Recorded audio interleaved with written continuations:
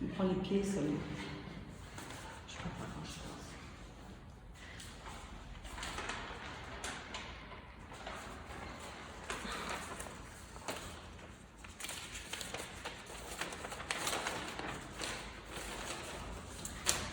Maintenant que nous avons expliqué à la population générale tout l'intérêt de chasser l'expert, comme on chasse à la campagne le blaireau et tous les nuisibles, voyons maintenant comment le préparer.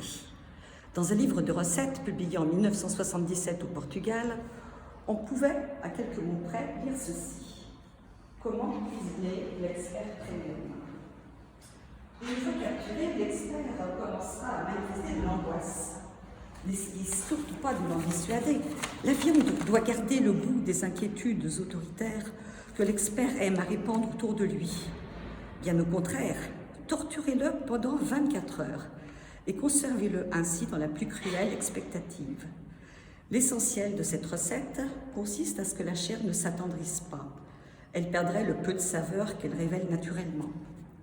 Faites-le pleurer abondamment et réservez ce liquide trouble. Débarrassez-le ensuite de ses habits, de ses billets, papiers d'identité, formulaires divers, puces électroniques et smartphones. Fendez-le en deux, depuis le cou jusqu'au fessier. Parez les deux membres inférieurs. Videz complètement l'expert et pratiquez une petite entaille sous la tête afin de ne rien laisser à l'intérieur. Tout y est mauvais. Mettez ensuite ces pièces à rôtir pendant 30 minutes en ayant soin de ne perdre aucune des graisses, surtout brûlées.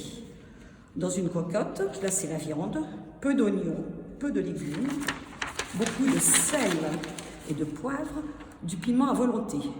Il est conseillé d'ajouter du colorant bleu, jaune ou vert, c'est selon. Mouillez l'expert en morceaux de ces larmes que vous avez réservées. Ajoutez les graisses froides et laissez cuire pendant 6 heures si la bête est grosse. Sinon, 5 heures suffisent en général pour venir à bout de la sécheresse des tissus. En fin de cuisson, ajoutez encore beaucoup de sel et de poivre. Sortez la viande, elle doit se détacher des os sans opposer aucune résistance. Passez-la au robot, cela lui rappellera le bon vieux temps.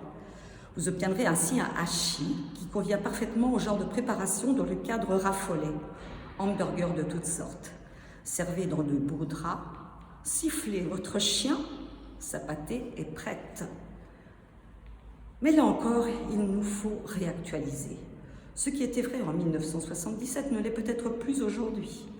Nous devons donc en conscience avertir les propriétaires d'animaux de compagnie que le groupe Safari ne garantit pas totalement l'innocuité de cette recette.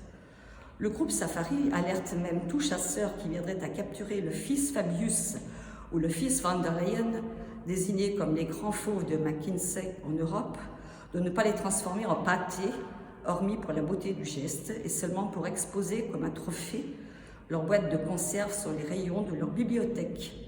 Bien qu'aucune étude définitive n'ait été à ce jour publiée, il est à craindre que leurs chiens n'en survivraient pas.